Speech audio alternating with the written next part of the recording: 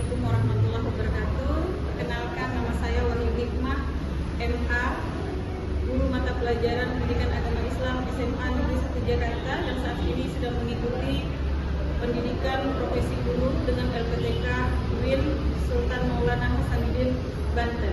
Terima kasih.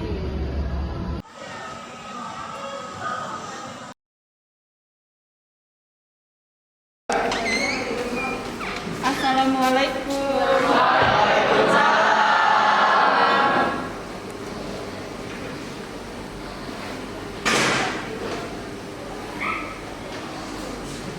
Baik, anak-anak semua, bagaimana kabarnya hari ini? Alhamdulillah, sehat ya. Mudah-mudahan Allah selalu melindungi kita semua. Baik, sebelum kita mulai pelajaran kita hari ini, marilah bersama-sama kita membaca basmalah. Bismillahirrahmanirrahim. Dengan membaca doa. Silakan. Kita membaca doa sebelum belajar. Bismillahirrahmanirrahim. Rabbi zidni ilma warzuqni fahma. Beri salam.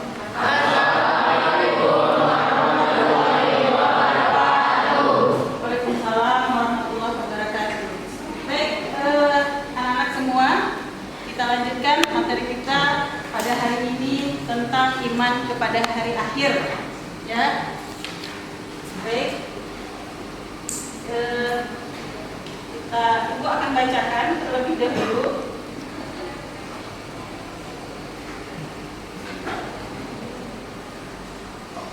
Nah, iman kepada hari akhir. Yang pertama adalah kompetensi dasar. 1.25 meyakini terjadinya hari akhir. Kemudian 2.25 berperilaku jujur, bertanggung jawab, adil sesuai dengan keimanan kepada hari akhir. Kemudian indikator pencapaian kompetensi: 1. Meyakini terjadinya hari akhir. 2. Menghayati terjadinya hari akhir. Kemudian 2.25.1 menghayati perilaku jujur, bertanggung jawab dan adil sesuai dengan keimanan kepada hari akhir. Kemudian mengamalkan perilaku jujur, bertanggung jawab dan adil sesuai dengan keimanan kepada hari akhir. Kemudian tujuan pembelajaran. Nah, kegiatan kita pada hari ini secara diskusi ya. Apa saja tujuan pembelajarannya? Yang pertama adalah meyakini terjadinya hari akhir. Kemudian yang kedua, meyakini terjadinya hari akhir. Ketiga, menghayati perilaku jujur, bertanggung jawab dan adil sesuai dengan keimanan kepada hari akhir dengan istiqomah.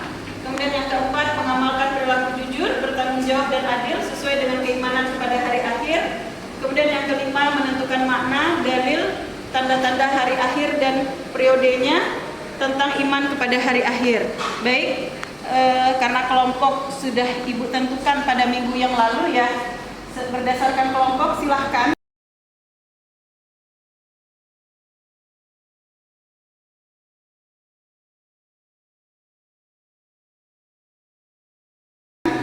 anak-anak semua presentasikan hasil diskusi kita. Yang pertama, kita dengarkan bagaimana hasil presentasi dari kelompok 1. Silahkan kelompok 1.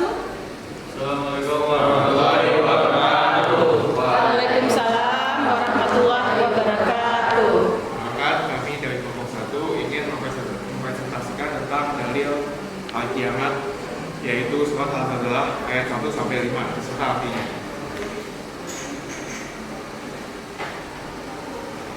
Bismillahirrahmanirrahim. Bismillahirrahmanirrahim.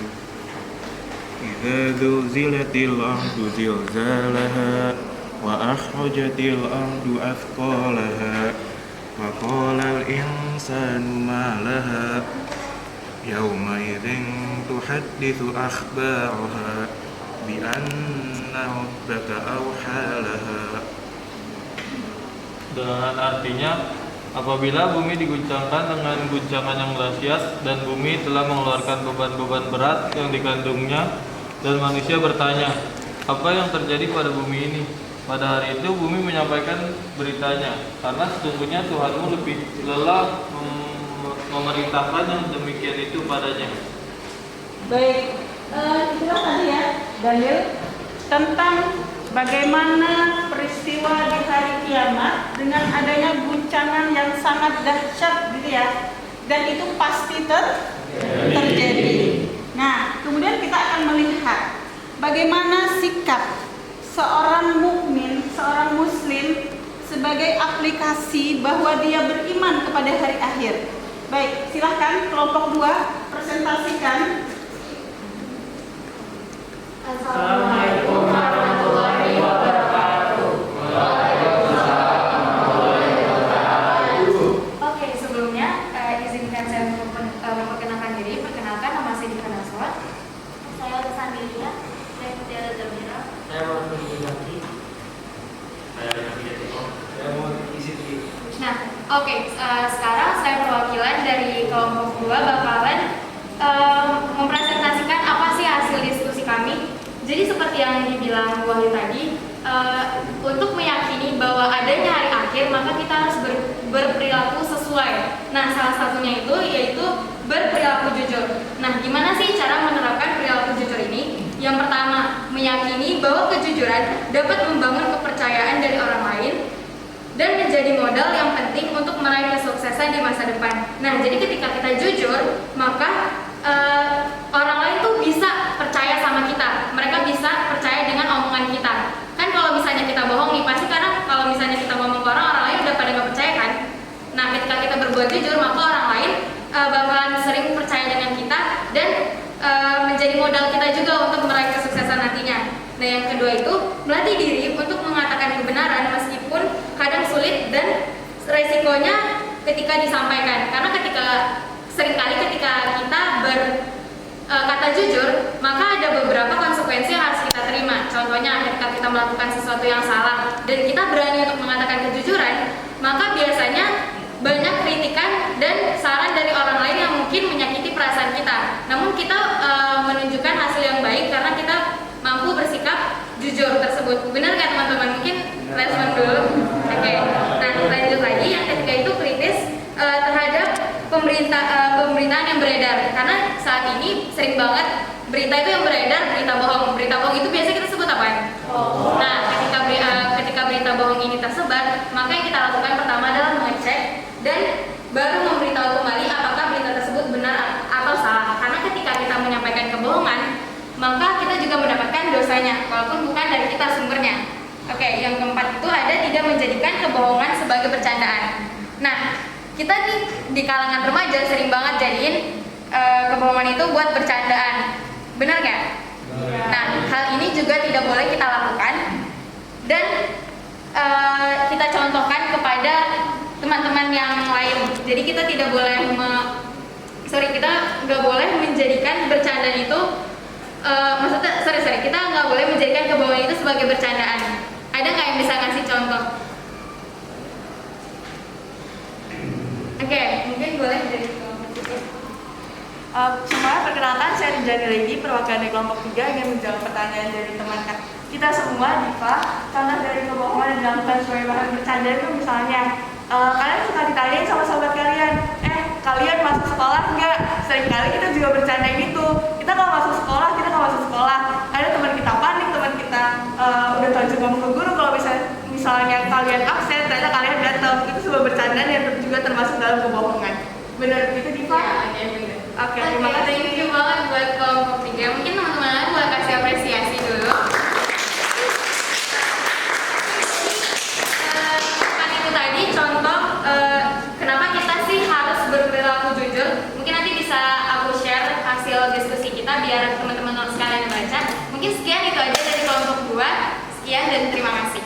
Assalamualaikum warahmatullahi wabarakatuh. Itu tadi ya, selalu berperilaku jujur. Nah, apapun kondisinya, sesulit apapun hidup kita harus berperilaku jujur. Baik, kita lanjutkan untuk kelompok 3. Silahkan presentasikan hasil diskusi. Assalamualaikum warahmatullahi wabarakatuh. Waalaikumsalam warahmatullahi wabarakatuh.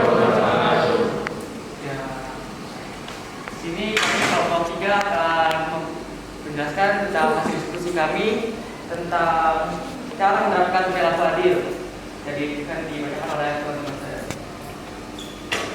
Cara menerapkan perilaku adil, 1. Menerapkan standar yang sama terhadap semua orang tanpa membeda-bedakan hasil pendapat, sosial, ekonomi, politik, dan sebagainya.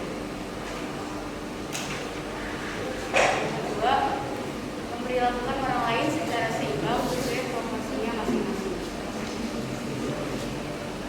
Yang ketiga adalah menghargai hak orang lain dan memberikan setiap hak kepada mereka. Baik, sudah selesai. Sekian dari kami. Assalamualaikum warahmatullahi wabarakatuh. Waalaikumsalam warahmatullahi wabarakatuh. Kita berikan aplaus untuk kelompok 3.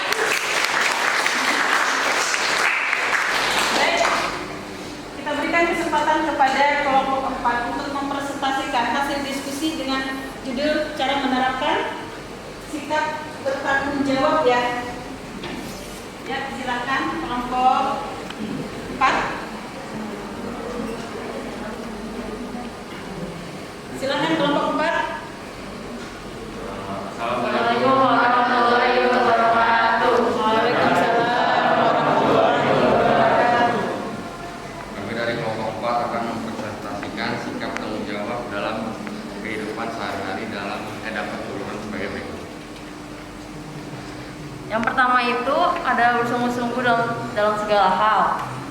Lalu berusaha melakukan yang terbaik, rela berkorban, disiplin, dapat dipercaya, taat aturan, dan jujur dalam bertindak, dan berani menanggung risiko.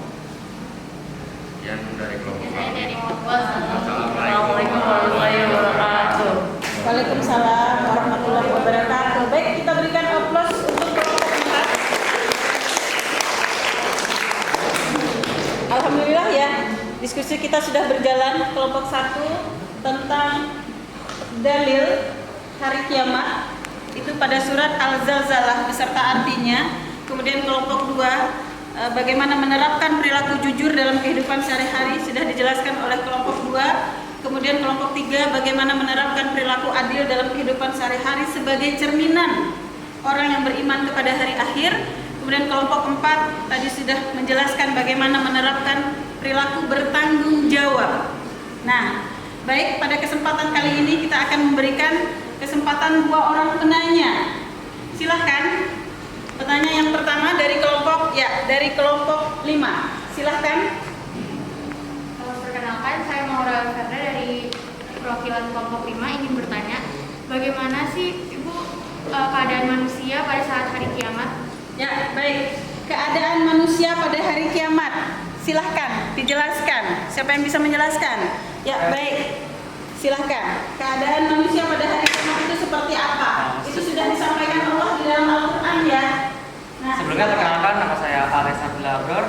Ini saya akan menjawab pertanyaan dari Maura tadi. Bagaimana keadaan manusia saat hari kiamat? Nah, di sini dijelaskan pada surat Al-Qari'ah pada ayat 4 yaitu yauma yakunun nasu kal farashil mabthus. Nah, yang artinya pada hari itu manusia seperti laron berterbangan karena mereka panik akan kejadian bumi yang hancur. ya, baik. Jadi Ya. kondisi manusia pada saat itu seperti laron yang berterbangan ya. Kita bisa bayangkan laron. Anak-anak tahu tidak apa itu laron? Lalu saat dia berterbangan kocar-kacir, apalagi dengan kondisi bumi, kita padukan, kita kaitkan dengan surat Al-Zalzalah bahwa bumi digoncangkan dengan goncangan yang hebat, manusia berjalan atau berlarian. Kita bisa bayangkan seperti apa ya, dari semuanya dibangkitkan dari alam kubur ya, semuanya dihidupkan. Makhluk Allah dihidupkan, lalu satu persatu makhluk Allah itu akan ditimbang, dihisab oleh Allah. Nah, lalu di sini amal ibadahnya akan ditimbang, apakah kebaikannya yang lebih banyak atau justru dosanya yang lebih banyak. Maka beruntunglah orang yang senantiasa melakukan kebaikan, karena Allah sudah sediakan tempatnya di dalam surga. Maka merugilah, celakalah orang-orang yang selalu berbuat dosa dan maksiat, karena dia akan menjadi penghuni neraka. Baik, silahkan kelompok 5 masih ada yang mau ditanyakan lebih lanjut? Tidak ada. Baik, untuk kelompok selanjutnya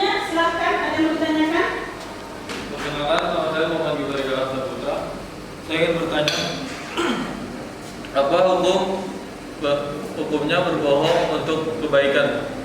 Ya, silahkan kelompok berapa yang mau menjawab? Apa hukumnya berbohong untuk kebaikan? Ya, silahkan Renjani.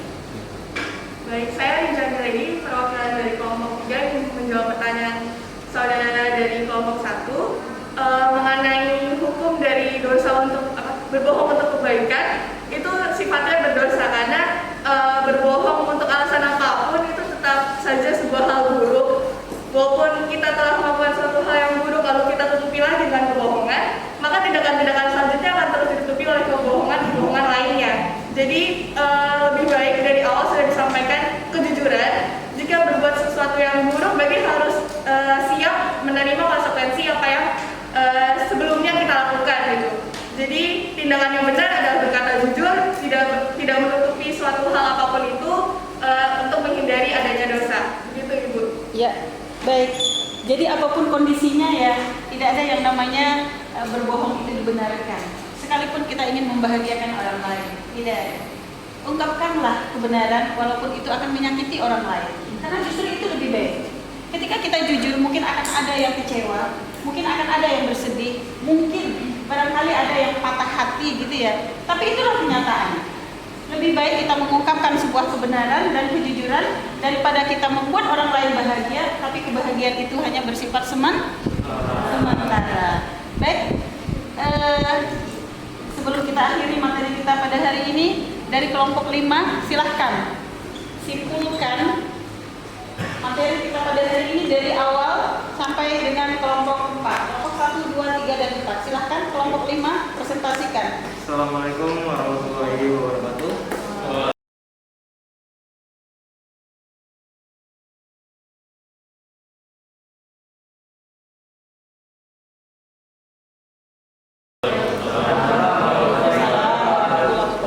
Baik, izinkan kami dari kelompok 5 untuk memberikan kesimpulan yang kita dapatkan pada diskusi pada hari ini. Yang pertama itu kita mengetahui bahwa hari akhir sesungguhnya akan tiba. Lalu pada surat Al-Zalzalah ayat 1 sampai 5 kita diberitahu bahwa iza zulzilatil ardu zilzalaha, yang artinya apabila bumi diguncangkan dengan guncangan yang dahsyat.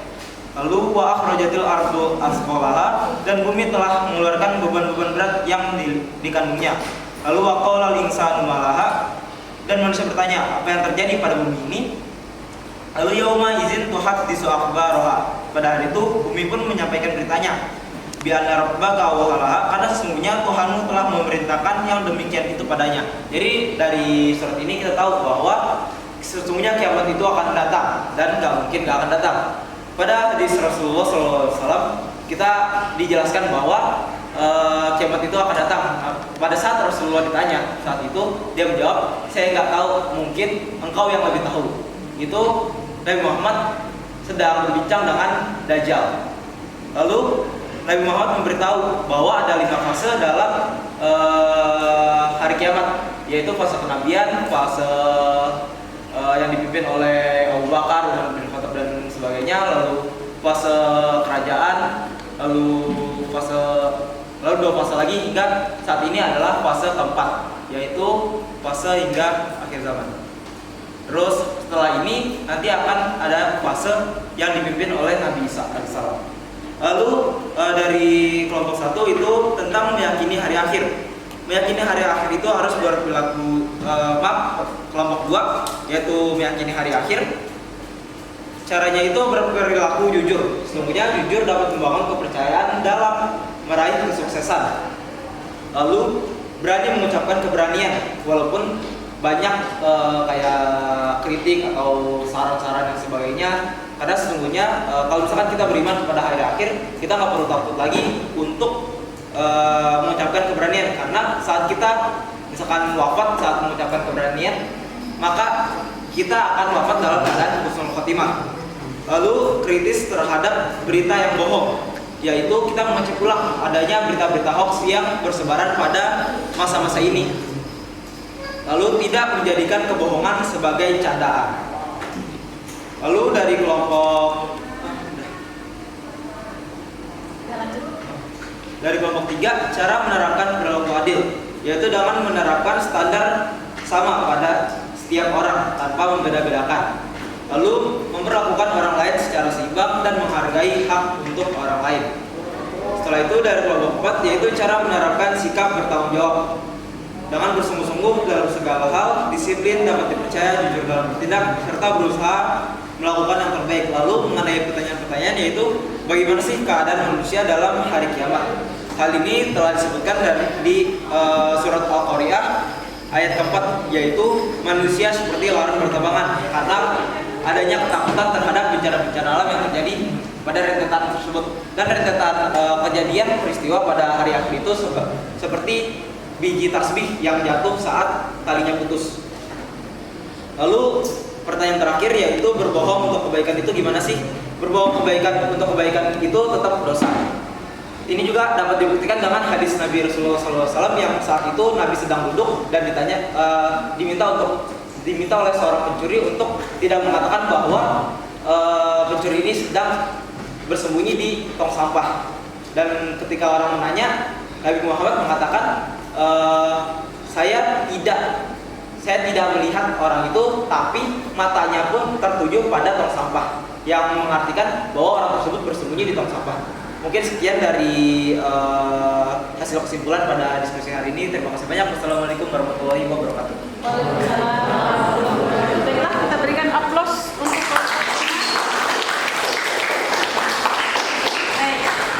kelompok 5 sudah mempresentasikan hasil kesimpulan dari diskusi kita pada hari ini. Semoga apa yang sudah kita pelajari bermanfaat untuk kehidupan kita baik di dunia maupun di akhirat. Baik, anak-anak Wahyu, untuk materi minggu depan silahkan dipelajari tentang hikmah beriman kepada hari akhir. Ya, selalu lakukan kewajiban kita sebagai seorang muslim. Yang pertama dan utama itu adalah selalu mengerjakan sholat lima waktu. Mudah-mudahan kita menjadi anak yang soleh dan solehah. Demikian saja. Silahkan kita tutup dengan membacakan doa penutup pelajaran pada hari ini.